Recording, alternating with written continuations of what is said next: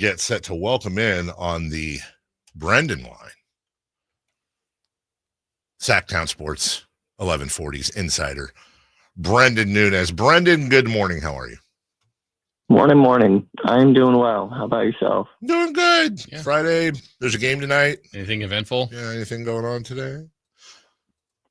No, just return of a former player. Should be an interesting one, though. I'm curious to see the reception, and yeah, we'll make for an interesting night. So, quick yes or no question, and then I'll move into my actual question. Have you, just to be clear, we haven't talked yet, have you read either or both Sam's article and the ESPN article on De'Aaron Fox this morning?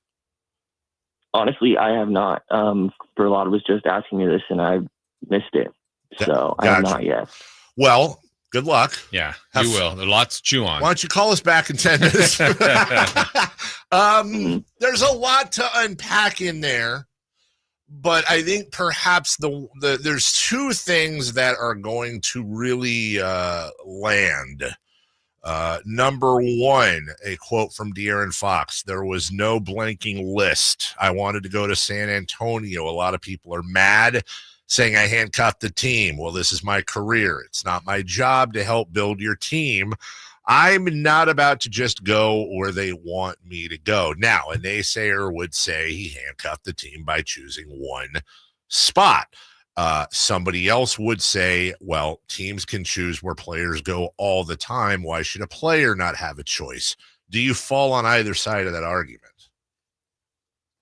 Yeah, I would say more of the latter. I think that I would say I'm pro player empowerment. I also think that you don't really have a choice at this point. I think it's kind of the reality of the league. And when a guy hears that he's going to get moved, why would you not come out and try to, control where you're going to end up being, when the reality is the 7.5 years he was in Sacramento, he had very little control over his basketball situation, which is so much of these guys' lives. So, yeah, I understand where that part is coming from, I feel like, and it's interesting. I'm glad to kind of see De'Aaron putting some of the stuff on record, because I think there's a lot of interesting behind the scenes things that make it, more understandable. I think some of his frustrations throughout the years, not that he handled it in the best way at all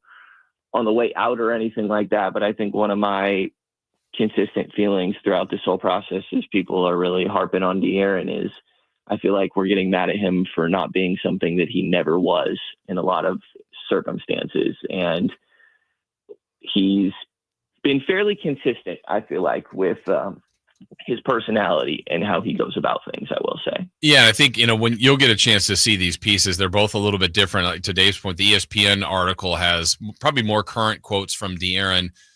Sam and Anthony Slater's piece on The Athletic kind of does more of a deep dive into some of the internal stuff that's gone on in decisions and that continues to go on. And I think, Brenden, to kind of capture that into your point, I think a lot of what De'Aaron was trying to do was highlight kind of some of that internal dysfunction without saying it so much. But I feel like a lot of the fans are going to get on De'Aaron in a way that's like, hey, a lot of this is you, even if it may not be entirely true. Yeah, I guess that's the nature of it, and somewhat unavoidable. Again, people seem to have strong feelings about him choosing San Antonio. Again, I think the big thing there for him that it sounds like, he reemphasizing some of these things, so I'm trying to skim through at the same time, is the order of operations that he never asked out. It's that he got told that, hey, we're shopping you, and then he had a response. Again, I do not think that he did himself very many favors in the eyes of the fan base in this entire situation. But obviously that goes both ways, not having a press conference after letting go of Mike Brown, when that's a decision that your primary player told you in the offseason, if you decided to do that, he probably wasn't going to be around, and not communicating that with him before or afterwards, communicating with him in any sort of way. It's just it's a weird situation, and it's, I will say, a little interesting to me to see I feel like a lot of the same people that have been frustrated with the organization over the years now be frustrated with De'Aaron for voicing the same thing that I feel like a lot of them have for years. Brenden Nunes joining us. Brenden, I'll summarize a little bit just for context, but in Sam's article, they go pretty deep on his worry that the powers that be above Monty McNair, we're talking about ownership and the voices in that room, were not up to snuff, in his opinion, to create a stable and competitive environment long-term. Thus, he chose to leave the organization. They also went pretty deep in the involvement of Vivek's daughter, Anjali, in that entire process as well, also saying that Monty McNair was against the firing of Mike Brown. Now, one thing we haven't gotten to on the air, so I'll read it to you both for the first time. Well, Jason, you've read it. I'm quoting the article now, Brenden. Back in Sacramento, Fox's frustration and concerns about the future are now a thing of the past. But the problem for the Kings moving forward is that he's not alone in those feelings. League sources say Domantas Sabonis, who has 3 more seasons and a combined $140 million left on his current deal, is expected to seek clarity about the organization's plan in the offseason. Just as Fox wanted to know whose voice mattered most on key decisions and who the team's owner might be trusting the most as counsel, Sabonis is known to have similar questions. Even with the recent success, league sources said several members of the team's core are watching and wondering where this is all headed. Quote, what is the vision here? It feels like it could be headed towards chaos. When you hear that and you're hearing it for the first time, what are your thoughts? Yeah, I mean, honestly, Dave, this is a bad first response. But you and I have gotten a lot of crap online for saying that there's a lot of things going on with this organization. And I think that as things start to come out, that people will get a little bit more clarity on just everything that these guys are dealing with. And obviously, if Domas is part of that group, which I'll say it's not the first time I've heard that idea floated around, then, I mean, I feel like you can just logically go down the line. DeMar DeRozan is how far into his career, and you think he wants to be on a complicated roster? He probably wants a pretty clear vision of a chance to compete at the end right here. You know, Keegan Murray was obviously really good friends with De'Aaron Fox, and De'Aaron joked earlier in the year, Keegan came to him and asked, "Oh, is this one of the 5 most hardest, difficult times you've been through in the NBA?" Like, Keegan's probably going through it. And Zach LaVine, same agent, by the way, that just helped his client get out of Sacramento, and Rich Paul right there. So, I mean, yeah, I think it's only reasonable that those sort of concerns are going to come up. I mean, you guys know way better than I. It's, I think, been a concern to varying extents throughout the years in Sacramento under this group.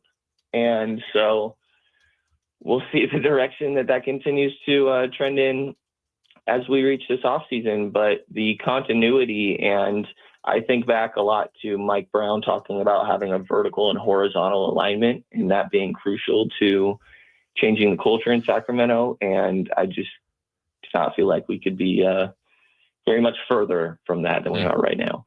You know, kind of hearing all this, guys, kind of for both of you, just makes me think more of the job of Doug, how Doug has done a great job of just really keeping the team, and the game, and the object of winning. And if all of this other stuff is happening constantly, that's really difficult. I mean, Brenden, just your thought on how Doug's kind of navigated some difficult waters in season, without a camp, with a firing, with the trade of your highest profile player, and having some success here. It's kind of amazing.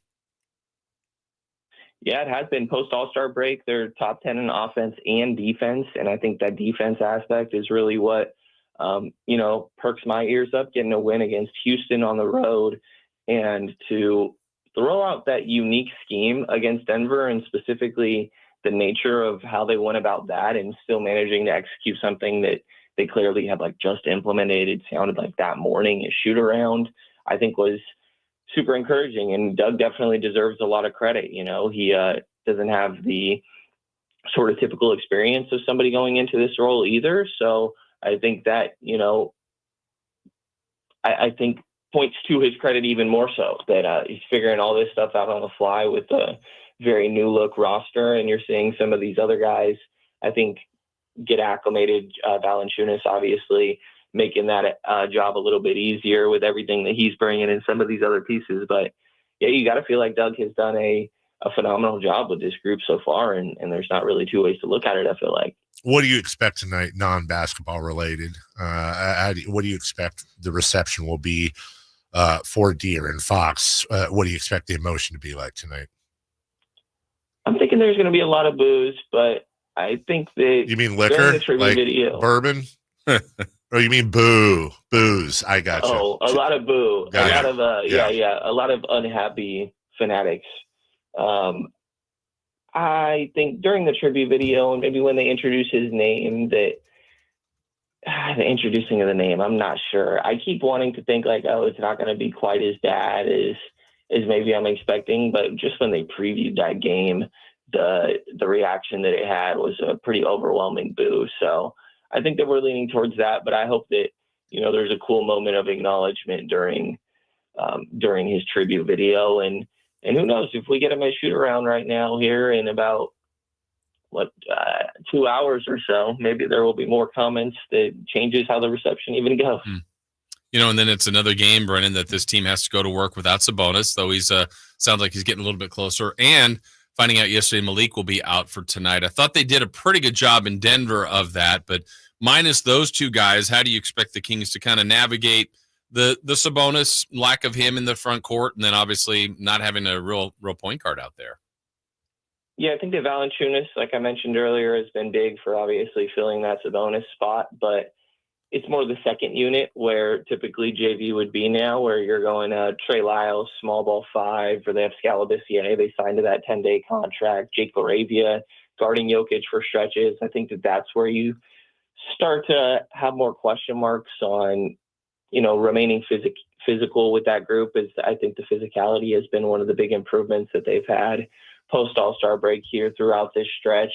And offensively, specifically without Malik Monk out there, I think that Zach LaVine was maybe a little bit too much of a pass-first guy for me in that last game against Denver. I think him being the point guard on the floor, can kind of lead to that situation happening and make sense. But I think that they need him to, again, like we had talked about previously, be his aggressive self, have that attack, score first mindset, and be able to get some buckets out there. So I think that they have the guys to make up for some of those holes, and the improved depth from post-trade deadline is definitely showing its value.